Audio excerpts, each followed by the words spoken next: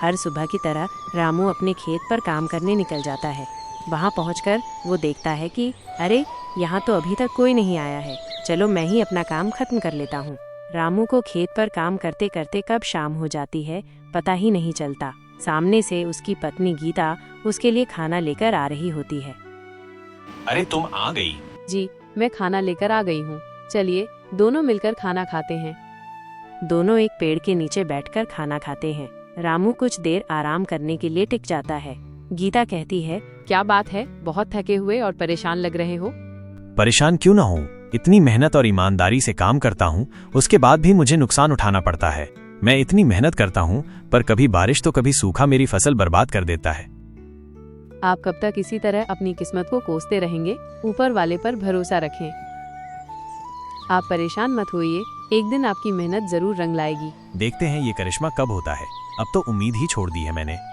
हर साल सोचता हूँ इस बार तो सब बढ़िया होगा, पर अपनी किस्मत ही ऐसी है कि कोई न कोई धोखा दे ही देती है। कभी इतनी बारिश होती है कि फसल गल जाती है, तो कभी सूखा सब चट कर जाता है। अब तो ये भी समझ नहीं आता कि गुजारा कैसे चलेगा। आप परेशान मत होइए, एक दिन आपकी मेहनत जरूर रंग लाएगी। इतना कहकर गीता वहाँ से चली जाती है। रामू वापस अपने खेत पर काम करने लगता है। इतने में हरिया, जिसका खेत रामू के खेत से लगा हुआ है, पहुँच जाता है। क्या बात है रामू भाई, आज खेत पर बहुत जल्दी आ गए। नहीं भाई, मैं जल्दी नहीं आया, आप बहुत लेट आए हैं। काम करते करते कब शाम हो गई पता नहीं चला। हाँ रामू भाई, मैं थोड़ा लेट हो गया, खाना खाने बैठ गया था। मैंने सोचा खाना खाकर ही चलता हूँ। लेकिन क्या बात है, आप बहुत परेशान से लग रहे हैं, सब ठीक तो है? हाँ भाई, अपनी किस्मत को कोस रहा हूँ। क्या बात है रामू भाई? कभी इतनी बारिश होती है कि फसल गल जाती है, तो कभी सूखा सब चट कर जाता है।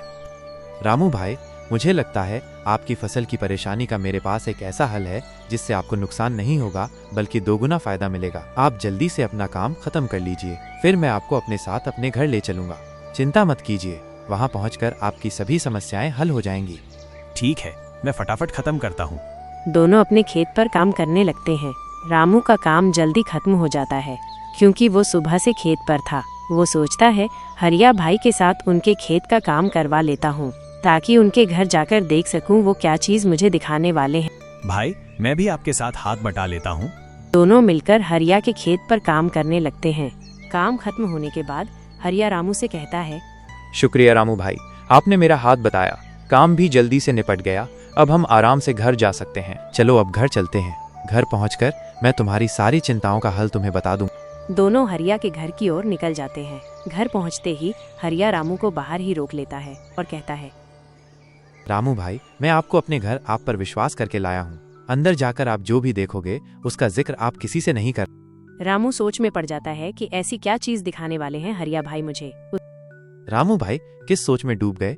जो भी मैं आपको दिखाऊंगा इसमें आपका ही फायदा है। उसके बाद दोनों अंदर चले जाते हैं। अंदर जाकर रामू देखता है कि हरिया का घर तो किसी बड़े व्यापारी के घर जैसा है, लग ही नहीं रहा ये किसी किसान का घर है। रामू कहता है, हरिया भाई तुम मुझे जल्दी से वो चीज दिखा दो। हरिया तेजी से दूसरे कमरे की ओर बढ़ जाता है। वहाँ से एक बोरी हाथ में लिए चला आता है। अरे हरिया भाई, इस बोरी में क्या है? क्या इसमें ही वो चीज है जो मेरी किस्मत बदल देगी? रामू भाई, इसमें विदेश से मंगवाया हुआ गेहूं है। जब मेरी फसल खराब हो जाती है तो मैं बची हुई फसल में इसे मिलाकर बेच देता हूँ, जिससे मुझे दोगुना फायदा होता है। लेकिन हरिया भाई, ये गेहूं तो देखने में कुछ अलग से लग रहे हैं। हाँ, ये अलग इसलिए लग रहे हैं क्योंकि इन्हें उगाया नहीं, बनाया जाता है। बहुत कम दाम में ये हमें विदेश से मिल जाते हैं। क्या बात कर रहे हो? उगाया नहीं, बनाया जाता है? लेकिन हरिया भाई, ये तो गलत है। इसको खाने से किसी के भी पेट में तकलीफ हो सकती है। अरे रामू भाई, आप तो बहुत भोले हो। आप इतना क्यों सोच रहे हो? जब हम भूखे मरते हैं तो कोई हमारा हाल चाल पूछने आता है। नहीं नहीं हरिया भाई, मैं ये नहीं कर सकता।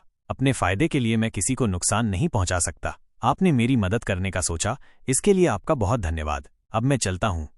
इतना कहकर रामू वहाँ से चला जाता है। घर जाते जाते रामू एक पेड़ के नीचे बैठ जाता है और सोचने लगता है, अब क्या करूं? एक उम्मीद की किरण नजर आई थी। सोचा था हरिया भाई से कोई मदद मिलेगी, लेकिन वहां भी कोई काम नहीं बना। इतने में एक साधु बाबा वहाँ से गुजरते हैं। रामू को परेशान देख वो उसके पास आ जाते हैं। क्या बात है बेटा, बहुत परेशान लग रहे हो? कोई परेशानी है तो तुम मुझे बता सकते हो हो सकता है मेरे पास तुम्हारी परेशानी का कोई हल हो। जी बाबा, परेशानी तो है। अपनी किस्मत से निराश हूँ जो कभी साथ ही नहीं देती। इतनी मेहनत और लगन से मैं अपने खेत पर काम करता हूँ, उसके बाद भी कभी बारिश में फसल गल जाती है तो कभी सूखा पड़ जाता है जिससे पूरी फसल खराब हो जाती है। अब तो समझ ही नहीं आ रहा क्या करूँ, क्या सही है और क्या नहीं।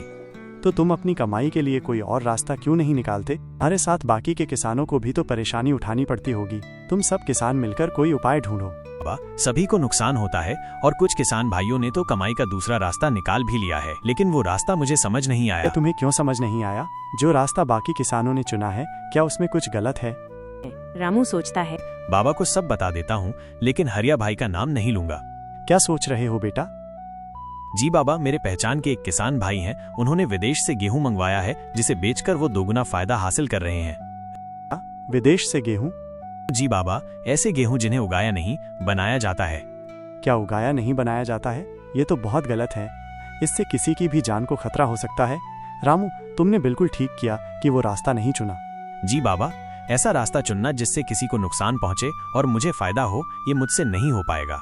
मुझे ये देखकर खुशी हुई कि आज भी दुनिया में ऐसे लोग हैं जो अपनी ईमानदारी पर डटे हुए हैं और मेहनत करने पर भरोसा करते हैं। लेकिन तुमने अब तक अपने परिवार के किसी सदस्य को ये बात बताई नहीं। तुम अपने घर जाओ और अपनी पत्नी को इस सब के बारे में बताना, और फिर वो जो भी कहे मुझे कल आकर इसी पेड़ के नीचे मिलना। ठीक है बाबा, मैं कल आपसे यहीं मिलूंगा। रामू वहां से चला जाता है।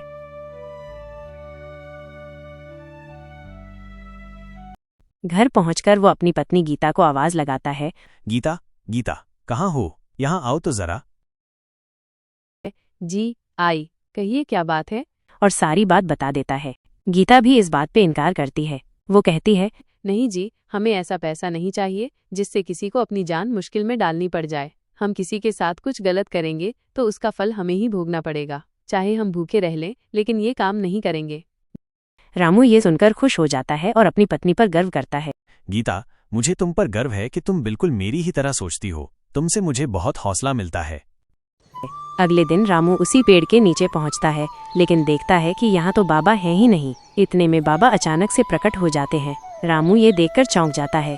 बाबा कहते हैं, डरो नहीं, ये तो मेरी एक दिव्य शक्ति है। तुम बताओ, तुमने वो काम किया जो मैंने तुमसे करने के लिए कहा था? तुमने अपनी पत्नी को वो सब बताया? जी बाबा, मैंने बताया, लेकिन उसने भी इनकार ही किया।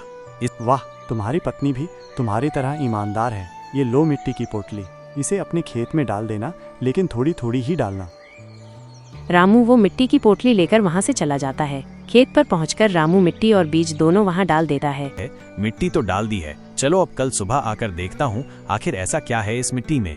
रामू घर चला जाता है। अगले दिन रामू जब खेत पर पहुंचता है तो वहाँ का दृश्य देखकर हक्का बक्का रह जाता है। अरे ये क्या, एक दिन में पूरा खेत हरा भरा हो गया। ये तो चमत्कार ही हो गया। इतने में बाबा वहाँ आ जाते हैं। ये तो तुम्हारी ईमानदारी का फल है। तुम इसके हकदार हो। तुमने ईमानदारी और सच का रास्ता चुना। ऐसे लोग ऊपर वाले को बहुत पसंद आते हैं। बाबा, मैंने कभी सोचा नहीं था कि ऐसा कोई चमत्कार मेरे साथ होगा। अब तुम्हारी फसल कभी खराब नहीं होगी, चाहे बाढ़ आए या सूखा पड़े।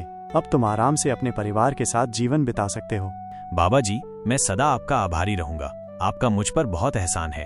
आपने मुझे इतनी बड़ी मुसीबत से निकाल दिया। रामू की खुशियों का ठिकाना नहीं रहता। अब वो सुकून से अपने परिवार के साथ रहता है। इस कहानी से हमें ये शिक्षा मिलती है कि नियत अगर साफ हो तो मंजिलें आसान हो जाती हैं। अच्छे कर्मों का फल हमेशा अच्छा ही होता है।